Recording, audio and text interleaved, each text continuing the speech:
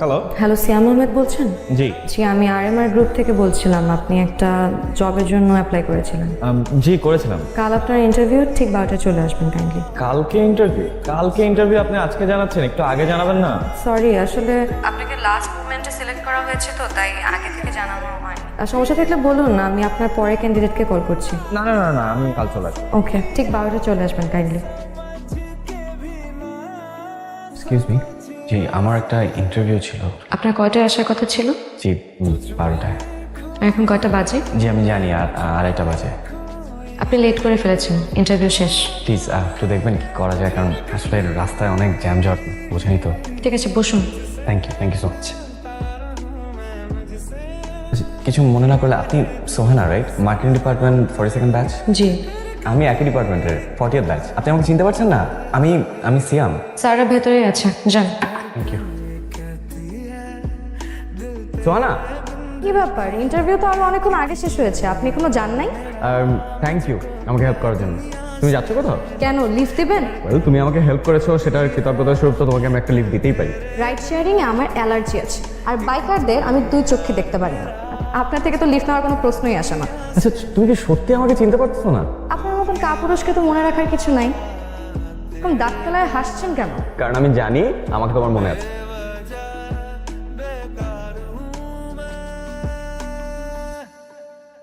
একদিকে সংসারের রেসপন্সিবিলিটিস, আরেকদিকে পড়াশোনার চাপ, সবকিছু মিলিয়ে আসলে সেদিন তোমার সাথে দেখা করার সাহসটা আমি পাই। আচ্ছা বাদ দাও, বিয়ে করেছো? না, বাবা পাত্র দেখছে। তুমি বিয়ে করেছো? চাকরি খুঁজতে খুঁজতে জীবন শেষ, আর বিয়ে? আমি আর বিয়ে? আচ্ছা তোমার বাবা কিরকম পাত্র খুঁজতেছে? মানে তোমাদের স্টেটাস অনুযায়ী নিশ্চয়ই ডাক্তার, ইঞ্জিনিয়ার, বিসিএস ক্যাডারের নিচে তো না? তুমি জেনে কি করবে? পাত্র খুঁজে দেবে? আর না না, জেনে রাখলাম আর কি। শোনো, সব মেয়েরা না স্ট্যাবলিশ ছেলে খোঁজে না, আর টাকাওয়ালা জামাইয়ের পেছনেও দৌড়ায় না। আমি একটা ইন্ডিপেন্ডেন্ট মেয়ে, নিজের কাজ নিজেই চালাতে পারি। আমার জামাইয়ের টাকার কোনো দরকার নেই। বা তোমার দরকার নেই বুঝলাম, কিন্তু তোমার বাবা কি রাজি হবে? দেখবা তোমার বাবা ঠিকই একটা এস্টাবলিশ ছেলে খুঁজে বের করেছে। তো খুঁজলে খুঁজবে, তোমার সমস্যা কি? আর বাবা আমার সমস্যা আছে দেখি তো বলছি। তোমার যদি এত সমস্যা থাকে, তাহলে আমার বাবার সাথে দেখা করো, দেখা করে বিয়ের প্রস্তাব দাও। নাকি সেই সাহসও নেই? তোমার বাবার কাছে বিয়ের প্রস্তাব নিয়ে যাবো? তুমি কি গাধা? তুমি কিছু বোঝো না? আচ্ছা তোমার আর কিছু বলতে হবে না, যা বলার আমি বলবো। বলো।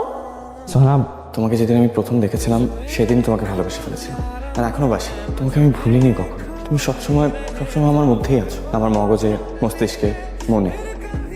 Sohana, I love you. তোমার বাসার ঠিকানা? মানে? আবার যদি পালিয়ে যাও, তখন ঠিকানা না থাকলে খুঁজে বের করবো কিভাবে? কোথাও হারাচ্ছি না।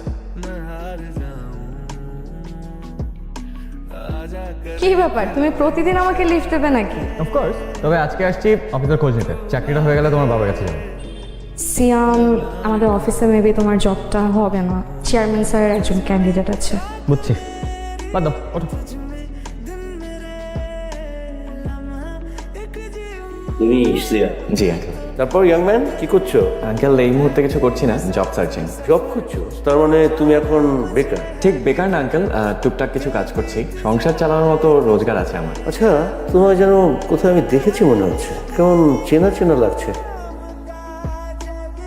মনে পড়েছে, এই তুমি সেই শেয়ার রাইডার না? আঙ্কেল কি বলছেন? আমি রাইড শেয়ারিং কেন করবো? তুমি কি নিয়ে কথা বলছো? আঙ্কেল আমাকে রাইড শেয়ারের সাথে গুলিয়ে ফেলছে। না না বাবা, ও রাইড শেয়ারিং করতে যাবে কেন? ও তো ব্যবসা করে। না না, তোর ভুল হচ্ছে।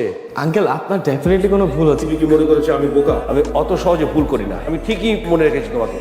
মানুষ হিসেবে তবে যদি ভুল করে থাকে, তাহলে আমার মেয়ে ভুল চিন্তে ভুল করেছে। তোমার সঙ্গে মেলামেশাটা তো আমার মেয়ে আমি পছন্দ করছি না। তাহলে এইভাবে তুই আমার মান ইজ্জত ডুবাইলি। চাকরি করার কথা বইলা রাস্তায় রাস্তায় ভাড়া খাটিস। তুমি আমাদের সবার সাথে প্রতারণা করেছো, চিট করেছো।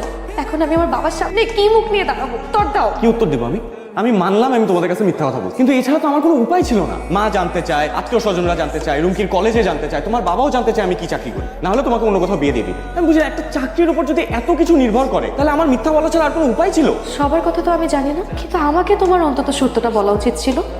আমি যদি সত্যটা জানতাম, আমার বাবার সামনে কোনোদিন তোমাকে নিয়ে যেতাম না। সোহানা, তোমার বাবার সাথে আমার কোনো না কোনো দিন দেখা করতেই হবে। চাকরির জন্য ওয়েট করলে সেটা জীবন হতো। আর আমি একটা বুঝি না, একটা চাকরিতে কি আছে? আমি চাকরি করে যে টাকা ইনকাম করতাম, এখন আমি সেই টাকা ইনকাম করছি। ইনকাম তো করছো, কিন্তু তোমার আইডেন্টিটি কি দাঁড়াচ্ছে?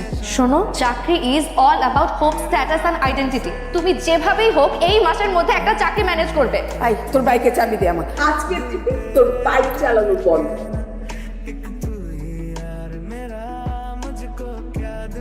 জি স্যার। স্যার সিভিটা আমি আপনাকে অলরেডি মেইল করে দিয়েছি। Thank you so much sir. বস নে সিয়ামকে দিস। থ্যাংক ইউ বাবা। তো বড় কোম্পানিতে চাকরি, শ্বশুর মশাইয়ের তো অনেক কানেকশনস। শোন, শুধু বড় কোম্পানি না, তোমার নিজস্ব অফিসিয়াল ডেস্ক থাকবে, এসি রুম, আর স্যালারি অনেক ভালো।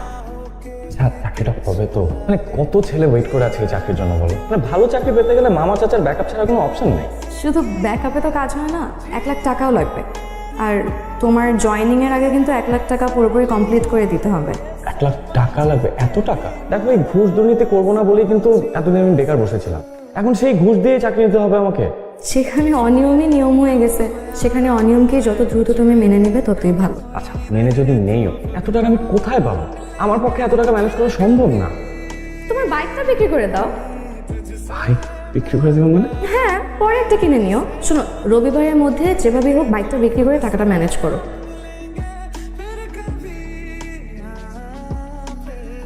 কি খবর? বাইকটারে বেচার ব্যবস্থা করো। কি কইলা? তোমার টুকটুকি বেঁচে দিবা? আচ্ছা ঠিক আছে, আমি পার্টি দেখতেছি।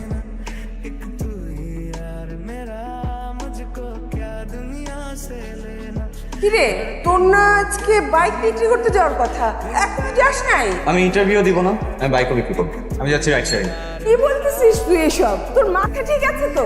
সিয়াম, তুমি কিন্তু অনেক বড় একটা সুযোগ হাতছাড়া করছো। পাগলামি করো না, চাকরিটা পেলে তোমার জীবনটা পাল্টে যাবে। কি পাল্টাবে? স্টেটাস হবে, সম্মান হবে, লোকে বলবে আমি এসি রুমে বসে ভদ্রলোকের চাকরি করি। এই তো শোনো, দুর্নীতি করে ঘুষ দিয়ে ভদ্রলোক হওয়ার কোনো শখ আমার নাই। সিয়াম, তুমি আরেকটা বার ভেবে দেখো। একদিকে তোমার চাকরি আর বেটার লাইফ, আরেকদিকে তোমার সো কল্ড অনেস্টি আর বাইক। কোন পথটা বেছে নেবে তুমি? আমি কোনো কিছু বেছে নিচ্ছি না, আমি ঠিক পথে আছি। তুমি বেছে নাও যে তুমি এখানে থাকবা না যাবা আমার সাথে। যাই মা, রাতে আসতে দেরি হয়ে যেতে পারে। সিয়াম, কি? সাথে নেবে বললে, কিন্তু নিয়ে তো গেলাম। আচ্ছা,